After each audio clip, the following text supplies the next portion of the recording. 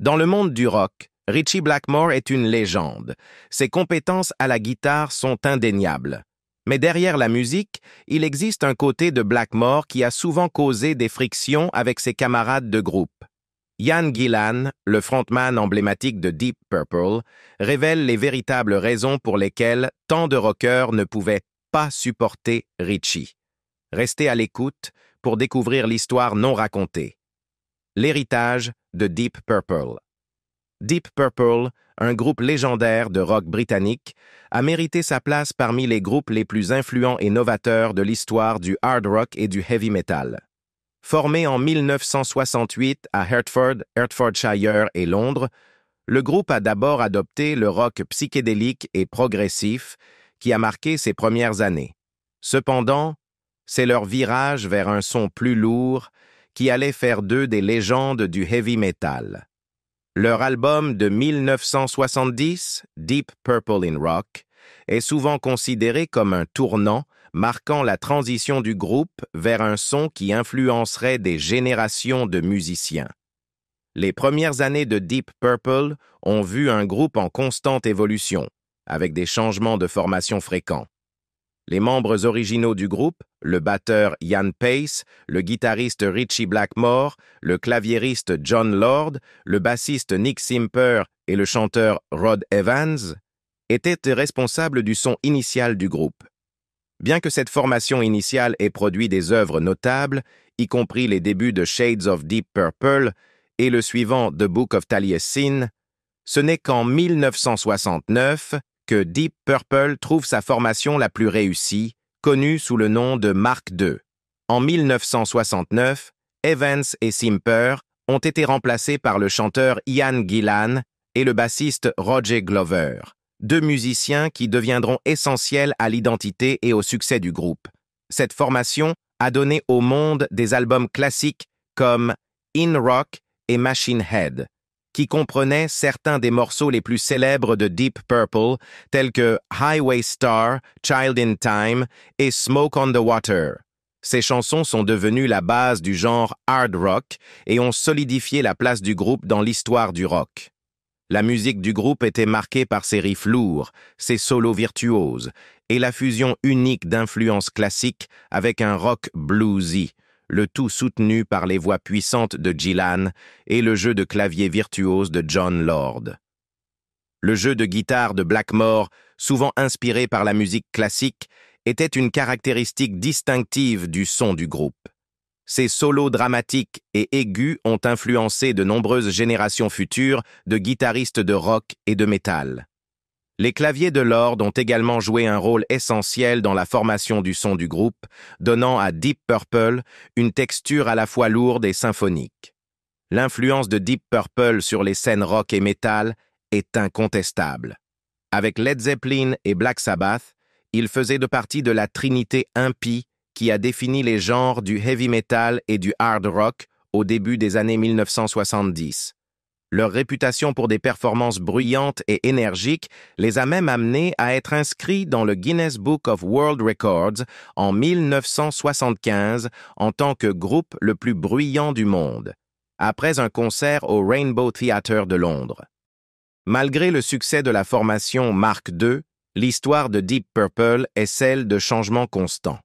Le groupe a traversé de nombreuses variations de line-up, la plus significative ayant eu lieu au milieu des années 770.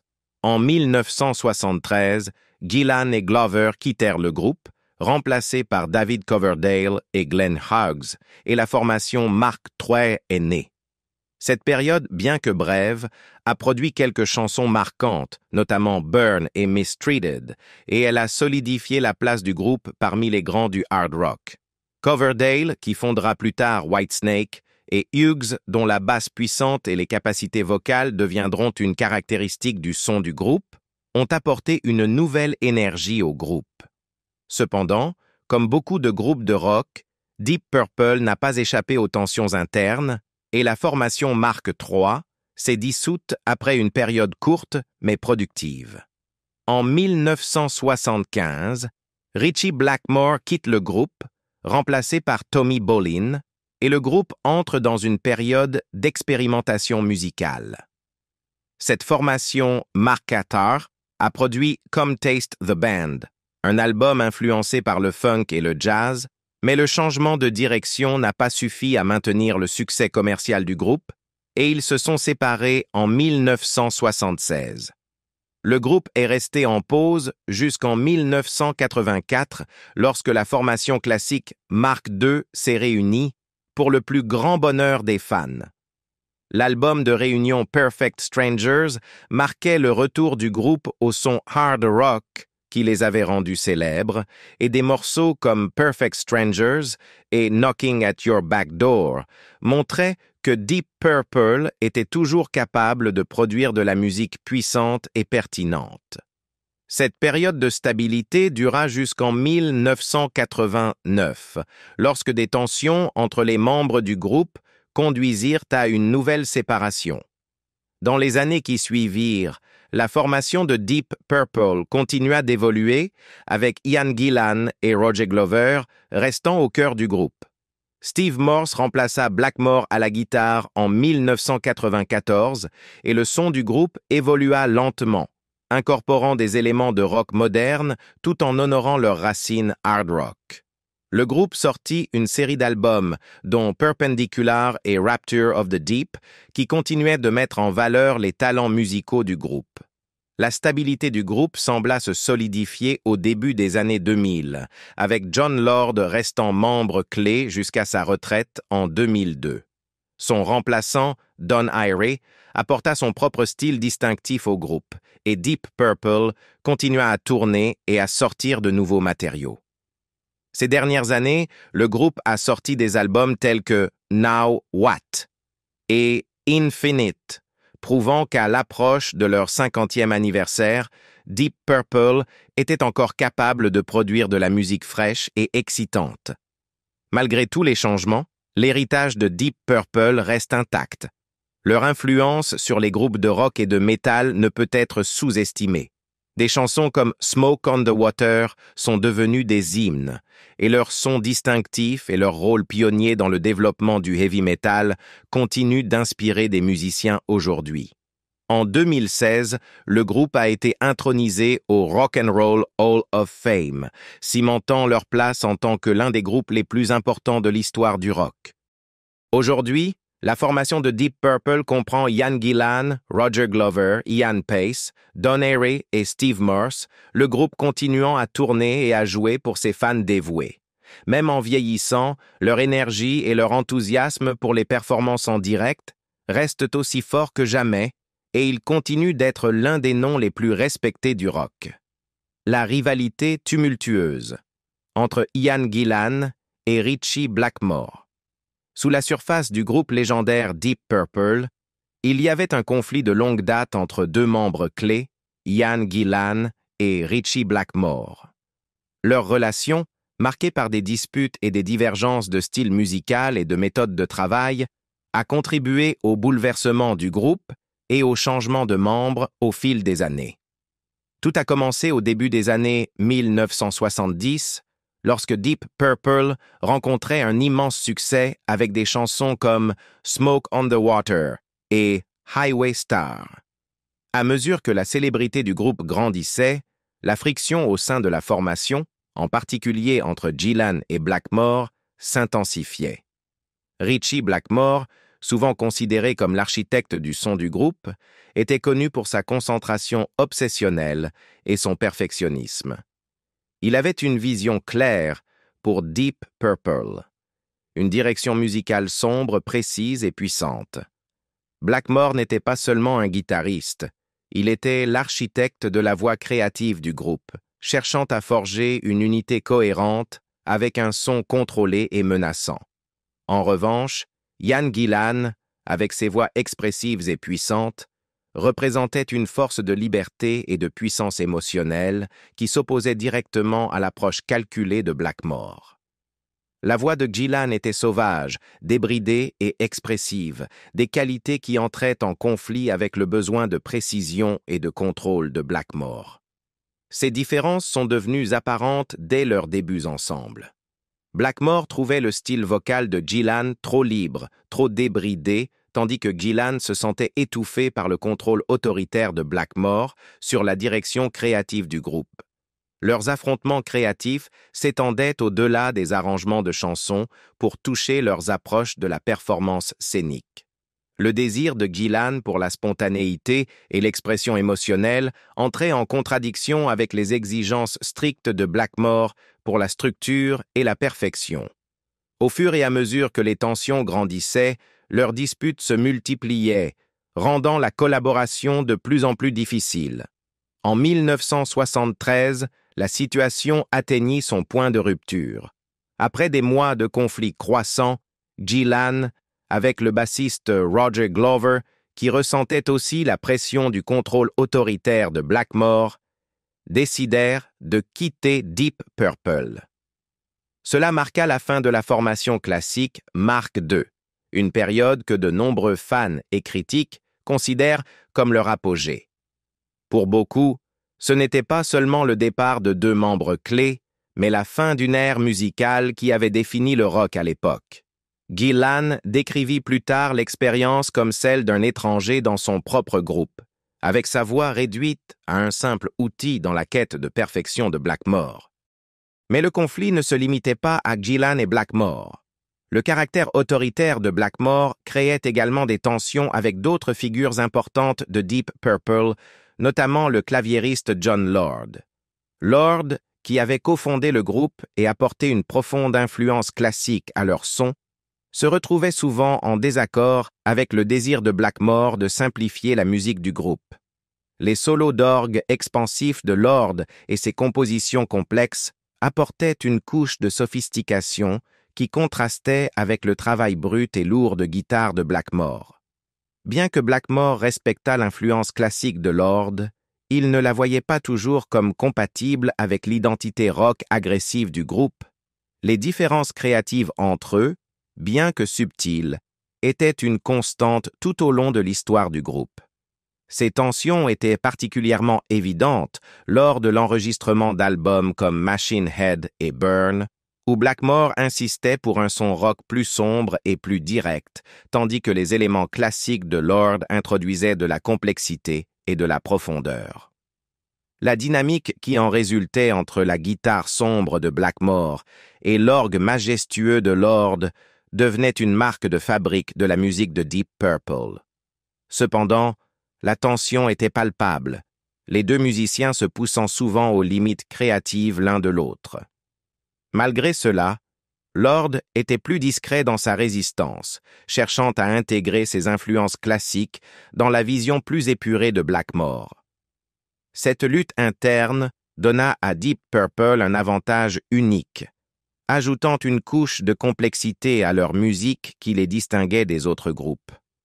Au fur et à mesure que Deep Purple continuait d'évoluer dans les années 70, Gillan fut remplacé par David Coverdale, et les tensions avec Blackmore ne se dissipèrent pas. Coverdale, lui aussi, faisait face à la pression du perfectionnisme de Blackmore et de son caractère autoritaire.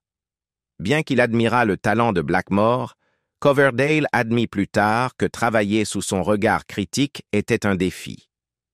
Les exigences inflexibles de Blackmore créaient un environnement où la créativité était étouffée par la pression constante de répondre à ces normes élevées. En 1984, la formation originale de Deep Purple se réunit pour l'album tant attendu Perfect Strangers. Les fans étaient ravis de voir le groupe se reformer, mais les vieilles rivalités ressurgirent rapidement. Le besoin de contrôle de Blackmore et son comportement volatile jetaient une ombre sur les répétitions et les performances. Ces exigences entraient souvent en conflit avec le nouvel enthousiasme de ses camarades et au début des années 1990, les tensions atteignirent à nouveau un point de rupture. Lors d'un moment tendu, lors de leur tournée de 1993, Ritchie Blackmore quitta la scène en plein concert, laissant les autres membres de Deep Purple poursuivre sans lui. Cet incident marqua le début de son départ du groupe, un acte qu'Ian Gillan décrivit plus tard comme un soulagement, car l'absence de Blackmore levait un poids du groupe. Depuis leur réunion de 1984, Blackmore s'était positionné comme le membre dominant, exigeant une plus grande part du salaire et prenant des décisions unilatérales concernant l'embauche et le licenciement des musiciens, tout comme il l'avait fait avec Rainbow. Son manager était également devenu le manager du groupe. En 1988, Blackmore força Ian Gillan à quitter le groupe, citant son comportement, en particulier son alcoolisme, qui affectait ses performances. Cette décision raviva également les animosités en coulisses des années 1970, lorsque les membres du groupe étaient autrefois égaux et Gillan partit. Blackmore poussa également pour l'embauche de l'ancien chanteur de Rainbow, Joe Lynn Turner, ce qui donna un album que de nombreux fans considèrent comme l'un des plus faibles de Deep Purple. En 1992, le label décida que Gillan devait revenir pour un album et une tournée afin de célébrer le 25e anniversaire du groupe. La couverture de l'album, comme Gillan le décrivit dans son autobiographie, symbolisait la lutte pour la domination entre deux têtes de dragon, représentant le conflit entre lui et Blackmore. Blackmore n'était pas content que quelqu'un d'autre impose des changements de personnel, tandis que Gillan était déterminé à rester. Les tensions montèrent et, avant leur tournée au Japon, Blackmore déchira même son passeport dans une tentative de prendre le contrôle. Cependant, le groupe décida de continuer avec les concerts et leur manager, qui avait initialement pris parti pour Blackmore, soutint désormais le groupe. Ils engagèrent Joe Satriani pour les concerts jusqu'à ce qu'ils trouvent finalement Steve Morse. Morse, l'un des guitaristes les plus accomplis au monde, n'avait pas l'imprévisibilité de Blackmore, mais apporta une fraîcheur et une camaraderie qui manquaient. Ce changement joua probablement un rôle clé dans le maintien du groupe sur la route pendant de nombreuses années supplémentaires. Avec Morse, ils ont joué plus de concerts qu'ils n'en avaient fait avec Blackmore, et tout le monde souriait sur scène. Bien sûr, d'autres facteurs ont contribué à ce changement. Au fil des années, Gillan a fait des remarques dans des interviews qu'il regrettait plus tard. Mais malgré les tensions, l'évolution du groupe avec Morse s'est avérée réussie. Cependant, pour Blackmore, il n'y avait aucun regret. Il continua à parler avec mépris de Gillan, le qualifiant même de Oliver Rude. Malgré l'animosité personnelle, les deux musiciens réfléchirent plus tard à l'impact de leur rivalité. Gillan admit que la fierté et les rancunes avaient approfondi leur discorde, et le départ de Blackmore marqua une nouvelle ère pour Deep Purple. Le groupe trouva de la stabilité avec le guitariste Steve Morse, dont l'approche ouverte contrastait nettement avec le contrôle rigide de Blackmore. Ce nouveau chapitre permit à Gillan et à ses compagnons de groupe de respirer enfin. Une nouvelle ère pour Deep Purple. Le départ de Ritchie Blackmore de Deep Purple en 1993 a marqué la fin d'une époque pour le légendaire groupe de rock, une transition qui avait été longue à se produire en raison des tensions croissantes au sein du groupe. Dans des interviews au fil des ans, Ian Gillan, le chanteur du groupe, a abordé sans détour l'impact du départ de Blackmore et les changements qui ont suivi pour Deep Purple. La séparation a permis aux membres restants du groupe de retrouver leur équilibre, ravivant leur carrière et leur permettant de poursuivre leur parcours musical sans les conflits qui avaient marqué leurs dernières années avec Blackmore. Le départ de Blackmore ne s'est pas fait dans la paix. Comme l'a rappelé Ian Gillan, c'était assez désagréable quand on a terminé et que Ritchie est parti, reconnaissant les années de conflit qui avaient conduit à son départ. Cependant, au fil du temps, l'animosité entre les membres du groupe a lentement disparu. Gillan a partagé que les tensions se sont apaisées une fois qu'ils ont pu résoudre les affaires commerciales qui avaient compliqué leur relation. Il a aussi mentionné que, bien qu'ils aient écrit quelques notes agréables, les uns pour les autres par l'intermédiaire de leur manager, la communication entre lui et Blackmore n'était pas directe. Blackmore, qui s'était éloigné de la technologie moderne, n'avait ni téléphone ni ordinateur, vivant plutôt dans un monde de Greensleeve, comme l'a dit Gillan avec humour. Malgré leurs différences, Gillan a exprimé un respect mutuel, affirmant qu'ils avaient dépassé les anciens problèmes. L'idée d'une réunion avec Blackmore, cependant, ne plaisait pas à Gillan. Il a écarté l'idée d'une réunion en affirmant que cela serait probablement un cirque et une distraction par rapport au succès actuel du groupe. Gillan a expliqué « Ce ne serait pas du tout amusant, car nous ne travaillons plus de cette manière. » Il a également souligné que, bien qu'ils aient résolu beaucoup de leurs anciennes difficultés, l'idée de se réunir avec Blackmore était quelque chose qu'ils ne désiraient tout simplement pas. Quand on divorce, il est difficile de revenir, a réfléchi Gillan, comparant leur relation fracturée à un divorce. Il a insisté sur l'importance de respecter le passé, mais a reconnu que le revisiter pourrait potentiellement endommager les souvenirs précieux. Dans une interview de 2017, Gillan a approfondi les conséquences du départ de Blackmore. Il a admis que le groupe mourrait avant que Blackmore parte, les concerts devenant de plus en plus courts et le public s'amenuisant. Selon Gillan, le comportement erratique de Blackmore, y compris le fait de quitter la scène en plein concert, avait contribué au déclin du groupe. Une fois que Blackmore est parti, le groupe a connu un renouveau. Des membres comme Jon Lord, Roger Glover et Ian Paice ont commencé à retrouver leur confiance, leur personnalité refaisant surface, maintenant qu'ils n'étaient plus sous l'ombre de la présence dominatrice de Blackmore. Quand Ritchie est parti, il a cessé de pleuvoir et le soleil est apparu, a remarqué Gillan, décrivant le changement positif dans la dynamique du groupe. Gillan a aussi réfléchi aux contributions de Blackmore à la musique de Deep Purple, reconnaissant son talent de guitariste et de performeur. C'était un showman fantastique, merveilleux, et un grand guitariste articulé, très lyrique et expressif, a loué Gillan. Malgré la relation tumultueuse, Gillan a exprimé son appréciation pour le talent de Blackmore, le reconnaissant comme une figure clé du succès du groupe dans ses premières années. Pour sa part, Blackmore a aussi commenté son temps passé avec Deep Purple, bien que dans des termes moins flatteurs.